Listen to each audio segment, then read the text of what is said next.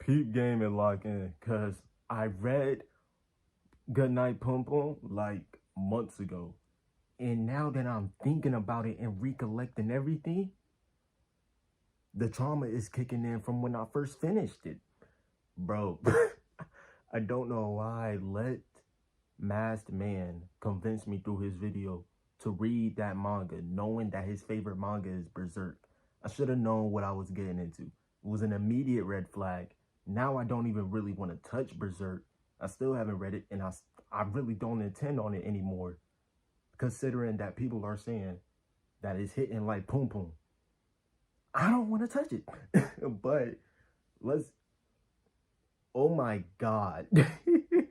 The sheer storytelling, usually, I think what made me so in shock about this manga was that usually in stories like these, characters, the main character, if they start off bad, their character growth, their development, it slowly, gradually gets better. You can see it.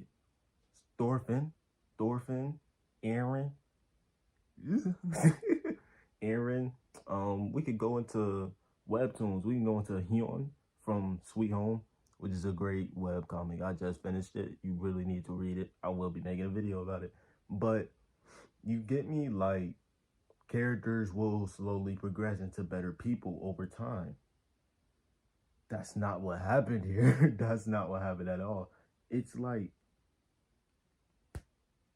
the trauma hits as a child, and I really appreciate that point of view because it was always there from the very beginning, but we were seeing it through a child's point of view, so it didn't hit as hard.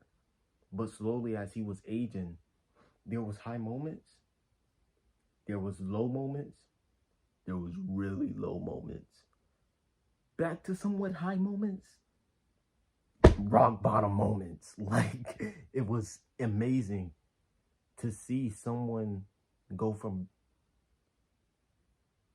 being like a bad person and staying that way. But it's very realistic because in real life, that's how things work out. Depending on your childhood, this is what the story really shows. The nurturing aspect. It's not about if you were born bad, it's about your environment. He was a good kid, but he was in a terrible situation. His dad and his mom split up. His childhood crush was literally threatening him. And in his child mind, it's like, oh man, I can't do this.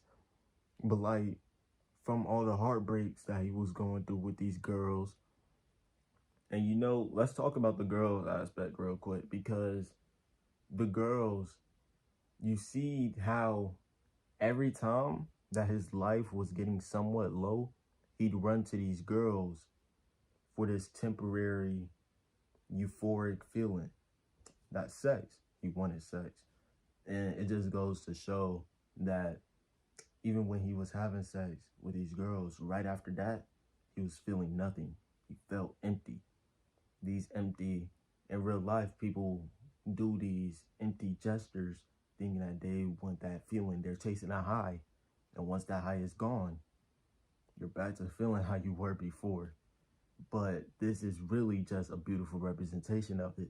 And you really notice it. This is a great way of displaying someone's depression.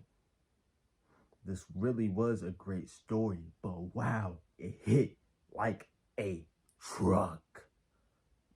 Read it. It's a great story, 10 out of 10, by all means. But I've never seen such an unlikable main character. Like, I was dead praying on his downfall, the story, but in certain moments, I'm like, I can't even blame you because look what you surrounded with.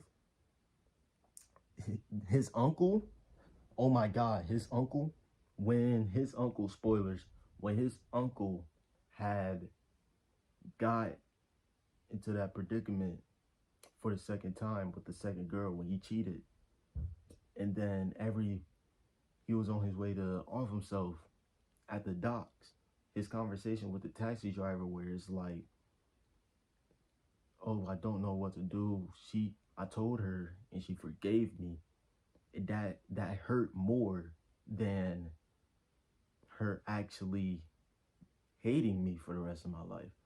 Like, the fact that she forgives me hurts more than her hating me. And the thing that the taxi driver said was, I believe that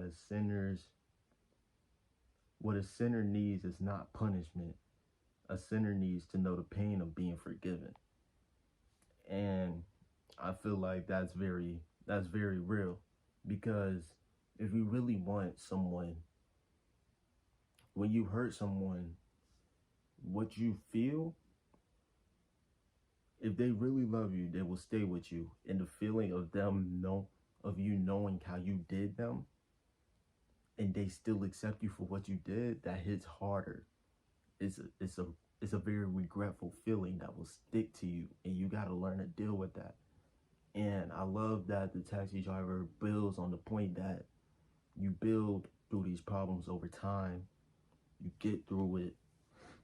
You can't repay them immediately back for forgiving you, but you can, over time, show these gestures and show that you are changing for them. You're changing for the better. And this is really it's my favorite part in the entire manga. I've reread that chapter. Like, I may not reread, I will definitely not reread the whole story. No, not putting myself through that again.